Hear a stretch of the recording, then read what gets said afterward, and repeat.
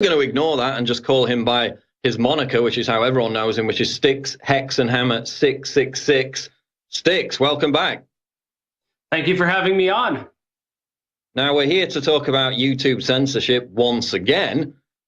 Now, basically across the board, and I talked about this just before the break, we got these leftist media establishments, these legacy media establishments. They've lost the argument. Their articles get completely decimated in comment sections, you know, if they even dare have comment sections at all.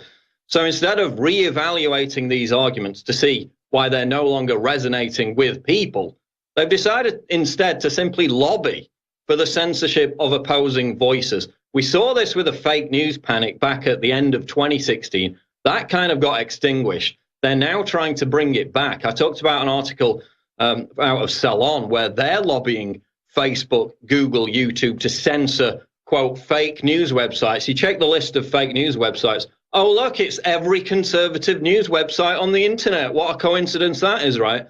So we had this Wall Street Journal article last week. Now, they already attacked PewDiePie. They already attacked independent content creators. It was called, and we can flash this article up on screen, How YouTube Drives People to the Internet's Darkest Corners. Dun, dun, dun. So they frame it in this dark, kind of foreboding context. This is not the first time they've gone after independent YouTubers. Sticks, what was the purpose behind this latest Wall Street Journal hit piece? Break it down.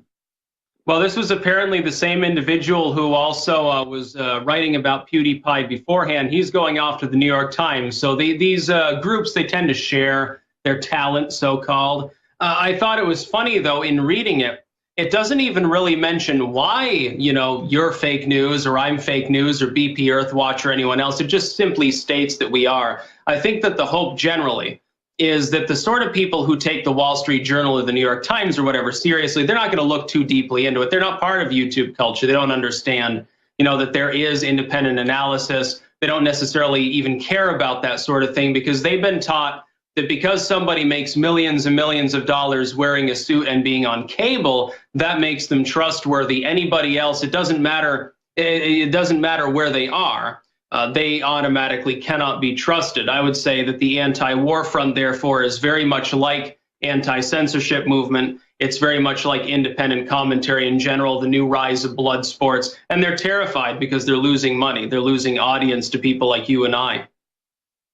And they're really bad at YouTube. Let's face it. That's what it boils down to. It takes a lot of hard work to actually establish a beachhead on YouTube. It takes skill, it takes experience to know what kind of headlines to use, to know what kind of thumbnails to use, to know what content to talk about. They absolutely suck at it across the board. I mentioned just before the break, there was an MTV News video from like a couple of weeks ago. It had been up a couple of weeks. It had 200 views. I mean, for God's sake, I upload a video, I get 200 views in like 10 seconds. And that's why they hate us.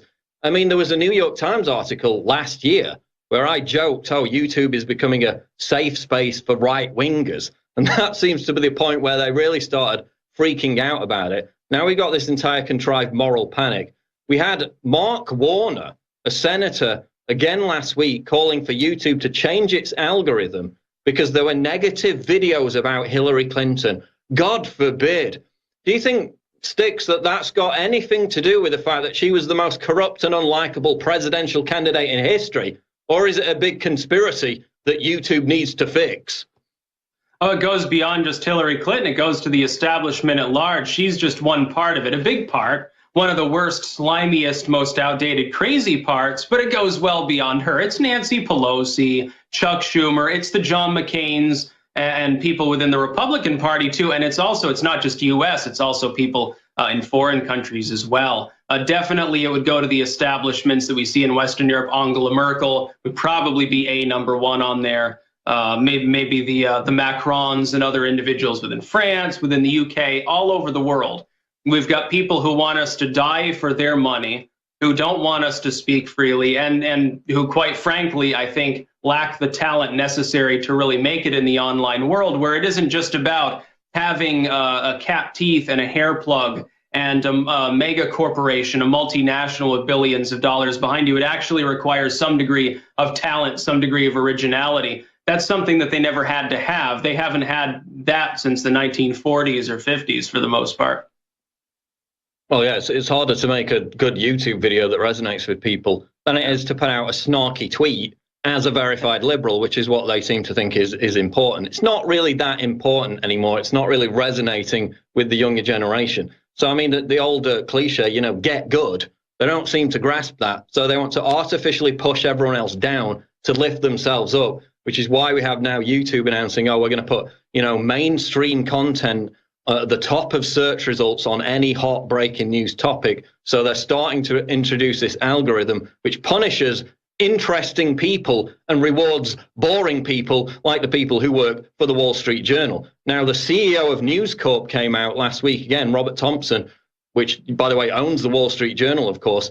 He called on Google and Facebook to censor, quote, misinformation, that was his word, because in his own words, I'll read this quote to you, the potential returns for our journalism, get that again, the potential returns for our journalism would be far higher in a less chaotic, less debased digital environment. So, Sticks, does that sound like they genuinely want to eradicate misinformation, or does it sound like they want to make more money by eliminating their competition?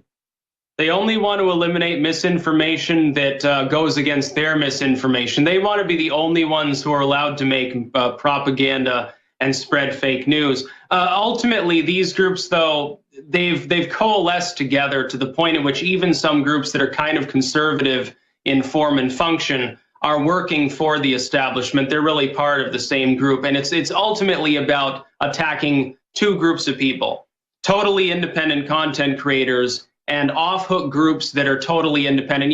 They might be businesses, like InfoWars is a business, but it's independent. It doesn't take its marching orders from some group it's a multinational, multi-billion-dollar firm. Then you've got individuals who do their own independent analysis as well. Both of those are grave threats to them. Otherwise, they wouldn't be attacking them. And the Wall Street Journal is one of the worst of all. It should get the award. When Donald Trump didn't give them the #1 award for fake news, it was almost a little bit of a letdown, to tell the truth. It's absolutely incredible. I mean, some of these social justice outfits tend to do actually quite well on Facebook in terms of views from what I've seen recently. But again, they're getting completely owned and decimated in the comments. This trend is really intensified from my perspective over the past 6 months, definitely, where you go on a viral video that's gone viral because it's absolutely incredibly stupid. Like, for example, there was a Vice show about a black girl, a black supremacist, basically saying white people shouldn't be able to, you know, have passports or travel because she's a racist, and Vice is giving her a platform because essentially they're a racist news outlet. You go on the YouTube, you go on the Facebook video, thumbs down to infinity, getting trashed in the comments. They're losing the argument, so they're having to censor alternative. And what is this stuff, Sticks? In the final minute of this segment, why are they censoring 1930s music? What's going on there? Apparently they feel threatened by it, and it's branched out well beyond just political commentary. You'll look, Rotten Tomatoes, which is just entertainment, has nothing to do with politics. They're doing exactly the same thing. The little people don't have the right to speak unless they're speaking in a certain way. It's sort of like you have the right to vote. You have the right to vote Ja for Hitler or something along those lines. It's not even really that much of a surprise because it boils down to money, but it has become a problem. Ultimately, I think they fail in the long term. Short term, they have certainly the upper hand over people like us. We have less money. All right, we're going to continue, Sticks, in the next segment. This is the Alex Jones Show Live, breaking news at Infowars.com. Going to go on to talk about how they're now censoring these prank videos. Again, another contrived moral panic over that will eventually be used to censor and punish other people. We'll talk about it after the break with Sticks, Hex and Hammer 666. Don't go away. We'll be back. We're back with Sticks, Hex and Hammer 666. We're talking about YouTube censorship. We're talking about fake news.